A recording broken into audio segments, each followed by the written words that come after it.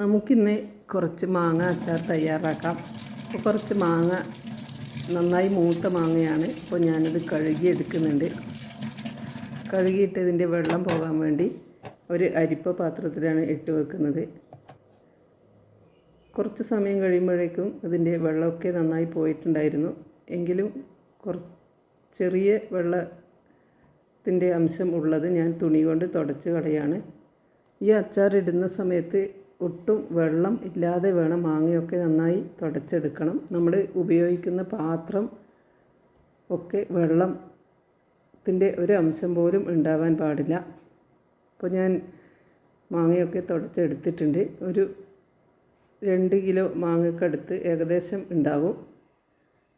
അപ്പോൾ നന്നായി മൂത്തതാണ്. അതുകൊണ്ട് തന്നെ ഇതിൻ്റെ ഈ മാങ്ങയുടെ ഇവിടെ ഇതിന് കൊരട്ട എന്ന് പറയും. ആ മാങ്ങയണ്ടി അതിൻ്റെ ഉള്ളിലുള്ളത് കളഞ്ഞാലും ബാക്കിയുള്ളത് നല്ല കട്ടിയുള്ളതായിട്ട് ഉണ്ട്. അപ്പോൾ ഇത് നമുക്ക് ഇതുപോലെ വലിയ കഷ്ണങ്ങളാക്കി മുറിച്ചെടുക്കണം. ഞാനൊരു 4 പീസാക്കി വീണ്ടും നെടുകെ ഓരോ പീസ് കൂടി ആക്കി എടുക്കുകയാണ് ചെയ്യുന്നത്.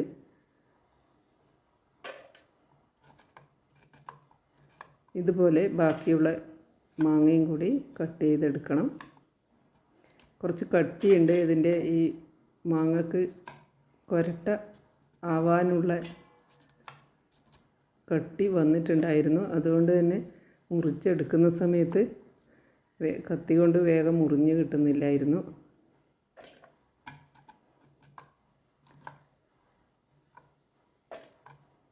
ഇപ്പോൾ എല്ലാ മാങ്ങയും ഇതുപോലെ കട്ട് ചെയ്തെടുത്തിട്ടുണ്ട്.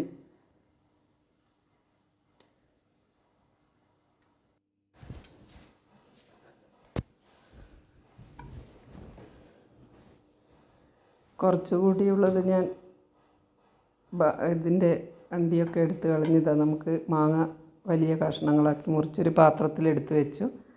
ഇനി ഇത് വെയിൽ കൊള്ളിക്കാനിടണം. നല്ല വെയിൽ ഉണ്ടെങ്കിൽ ഒരു 3 മണിക്കൂർ സമയത്ത് വെയിൽ കൊണ്ടാൽ തന്നെ മാങ്ങയുടെ ജലാംശം നന്നായി വറ്റി കിട്ടും. അപ്പോൾ അത് വെയിൽ കൊള്ളുന്ന സമയം നമുക്ക് അതിൻ്റെ മസാലക്കൂട്ടുകൾ തയ്യാറാക്കാം. ഞാൻ 100 ഗ്രാം പെരിഞ്ജീരകം ആണ് ഇട്ട് കൊടുക്കുന്നത്. അതിൻ്റെ കൂടെ ഒരു 50 ഗ്രാം ഉലുവ കൂടി ചേർത്ത് കൊടുക്കുന്നുണ്ട്. രണ്ടും ഒന്ന് മിക്സാക്കിയതിന് ശേഷം ചെറിയ തീയിലൊന്ന് ചൂടാക്കിയെടുക്കണം.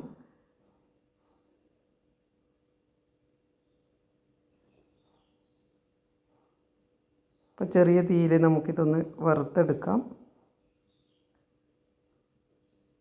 ഇത് സ്റ്റീലിൻ്റെ പാത്രമായതുകൊണ്ട് തന്നെ അധികം ചൂട് ആവശ്യമില്ല. അതുകൊണ്ട് ഞാൻ ചെറിയ ബർണറിൽ വെച്ചിട്ടാണ് ഇത് ചൂടാക്കിയെടുക്കുന്നത്.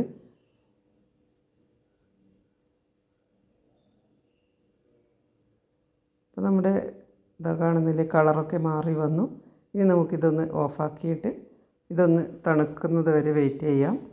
ഞാനിതൊരു പ്ലേറ്റിലേക്ക് മാറ്റി കൊടുക്കുന്നുണ്ട്. ഇനി നമ്മൾ എടുക്കുന്നത് ഒരു 30 ഗ്രാം അയമോദകമാണ്. പിന്നെ ഒരു 25 ഗ്രാം കരിഞ്ജീരകവും കൂടി എടുത്തിട്ട് രണ്ടും കൂടി മിക്സ് ആക്കുന്നുണ്ട്. എന്നിട്ട് ഇളം ചൂടിൽ വെച്ചിട്ട് നമുക്കൊന്ന് ചൂടാക്കിയെടുക്കാം. അധികം മൂത്ത് വരണ്ട. ഏതായാലും ഒരു മീഡിയം മാത്രമേ ഇത് വറുത്ത് എടുക്കേണ്ട ആവശ്യമുള്ളൂ. ഇത് കാണുന്നില്ലേ, കുറച്ച് കളറൊക്കെ മാറി വന്നിട്ടുണ്ട്. ഇനി നമുക്ക് തീ ഓഫ് ചെയ്യാം. പിന്നെ വേണ്ടത്, ഞാൻ എടുക്കുന്നത് നല്ലെണ്ണയാണ്. കടുകെണ്ണയിലും ഈ അച്ചാർ തയ്യാറാക്കാം. അപ്പോൾ ഞാനൊരു 250-300 ഗ്രാം നല്ലെണ്ണ ചൂടാക്കാൻ വേണ്ടി വെച്ചിട്ടുണ്ട്. ഇത് നന്നായി ഒന്ന് ചൂടാക്കി എടുക്കണം. ചെറുതായൊരു കുമിള വരുന്നത് പോലെ കാണുന്ന സമയത്ത് നമുക്ക് തീ ഓഫ് ചെയ്യാം. ഇനി നമ്മൾ തണുത്തതിന് ശേഷം ആദ്യം വറുത്ത് വെച്ച ഉലുവയും പെരിഞ്ജീരകവും പൊടിച്ചെടുക്കാം. നല്ല തരിതരിപ്പായിട്ട് വേണം പൊടിച്ചെടുക്കാൻ. പിന്നെ ഈ കരിഞ്ജീരകവും അയമോദകവും പൊടിക്കാതെ തന്നെ ഇതിലേക്ക് ഇട്ട് കൊടുക്കാം. പിന്നെ ഞാൻ കടുക് വറുത്ത് പൊടിച്ചത് ഒരു 5 സ്പൂണ് ഇട്ട് കൊടുക്കുന്നുണ്ട്. കുറച്ച് വലിയ സ്പൂണാണ്. ഇനി നമുക്ക് കാശ്മീരി മുളക് പൊടി ഇട്ട് കൊടുക്കാം. അതും കുറച്ച് വലിയ സ്പൂണിന് ഒരു 6 സ്പൂൺ ഇട്ട് കൊടുക്കുന്നുണ്ട്.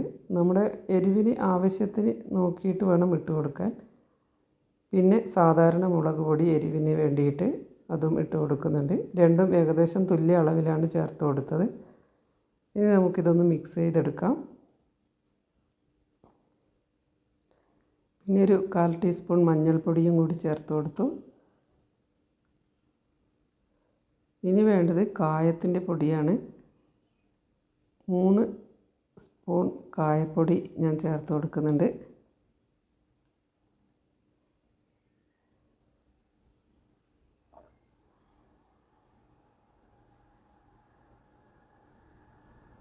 ഇതെല്ലാം കൂടി ഒന്ന് സ്പൂൺ കൊണ്ട് ഇളക്കി യോജിപ്പിക്കാം. പിന്നെ ആവശ്യത്തിന് ഉപ്പ് ആണ് ചേർത്ത് കൊടുക്കേണ്ടത്. ഞാനിപ്പോൾ പൊടിയുപ്പാണ് ചേർത്ത് കൊടുക്കുന്നത്. കല്ലുപ്പ് ചേർത്ത് കൊടുക്കുമ്പോൾ ഇത് മിക്സാകാൻ കുറച്ച് സമയമെടുക്കും. അതുകൊണ്ട് പൊടിയുപ്പ് ചേർത്ത് കൊടുത്തു.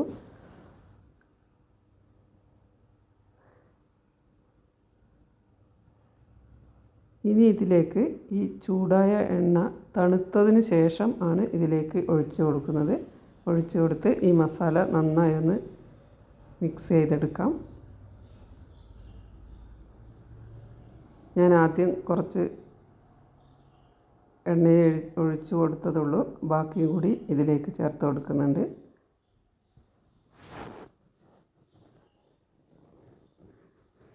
ഇനി നമ്മുടെ മാങ്ങ വെയിലത്തു നിന്നും എടുത്തു കൊണ്ടുവന്നിട്ടുണ്ട്. നന്നായി വാടി വന്നിട്ടുണ്ട്. ഒരു 3 മണിക്കൂർ ഞാൻ വെയിലിന് വെച്ചു. ഈ മാങ്ങ ഇതിലേക്ക് ഇട്ടിട്ട് നമുക്ക് നന്നായി മിക്സ് ചെയ്തെടുക്കാം. ഇതൊരു സ്റ്റീൽ പാത്രത്തിലോ അല്ലെങ്കിൽ ഗ്ലാസിൻ്റെ പാത്രത്തിലോ വേണം മിക്സ് ചെയ്യാൻ. കാരണം അലുമിനിയം പാത്രത്തിലൊന്നും അച്ചാർ മിക്സ് ചെയ്തെടുക്കാൻ പാടില്ല. അതുകൊണ്ട് ഞാൻ സ്റ്റീൽ പാത്രത്തിലാണ് മിക്സ് ചെയ്തെടുത്തത്. നന്നായി മിക്സ് ചെയ്തെടുത്തിട്ടുണ്ട്. ഇനി നമുക്കിത് അടച്ച് വെക്കണം. ഒരു 5 ദിവസം കഴിയുമ്പോഴേക്കും ആണ് നമ്മുടെ അച്ചാർ റെഡിയായി വരിക. ഇടയ്ക്ക് ഓരോ ദിവസം ഒന്ന് തുറന്ന് നോക്കി ഒന്ന് ഇളക്കി വെക്കണം. ഏതായാലും ഇതിൻ്റെ എണ്ണയൊക്കെ തെളിഞ്ഞ് വരും. അപ്പോൾ 5 ദിവസം കഴിഞ്ഞിട്ട് കാണാം. നമ്മൾ മാങ്ങ അച്ചാർ ഇട്ട് വെച്ചിട്ട് 5 ദിവസം കഴിഞ്ഞു. ഇതാ കാണുന്നില്ലേ, നന്നായി എണ്ണയൊക്കെ തെളിഞ്ഞ് വന്നിട്ടുണ്ട്. അച്ചാറൊക്കെ നല്ല സെറ്റായിട്ടുണ്ട്. നമുക്കിതൊന്ന് കോരിയെടുത്ത് നോക്കാം. ഇങ്ങനെ നമ്മൾ അച്ചാറാക്കി വെച്ചാൽ ഒരുപാട് നാൾ കേടുകൂടാതെ ഇരിക്കും. ഇതാ കാണുന്നില്ലേ, നല്ല എല്ലാം ഇതിൽ മാങ്ങയിൽ പിടിച്ച് നല്ല അടിപൊളി അച്ചാറായിട്ടുണ്ട്. ഇനി നമുക്കിതൊരു കുപ്പിയിലോ അതുപോലെ ഭരണിയിലോ ആക്കി വെക്കാം.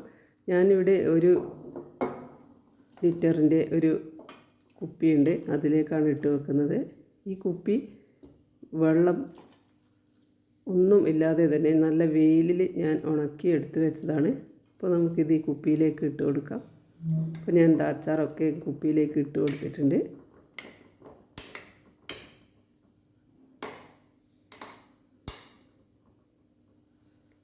പിന്നെ നമ്മുടെ അച്ചാർ എടുക്കുന്ന സമയത്തും എടുക്കുന്ന സ്പൂണിലും ഒന്നും വെള്ളത്തിൻ്റെ ഒരു അംശം പോലും ഉണ്ടാകാൻ പാടില്ല. അപ്പോൾ നമ്മൾ അച്ചാർ തയ്യാറായി. ഞാൻ കുപ്പിയിലേക്ക് ഇട്ടിട്ട് ഭദ്രമായി അടച്ച് വെക്കുന്നുണ്ട്.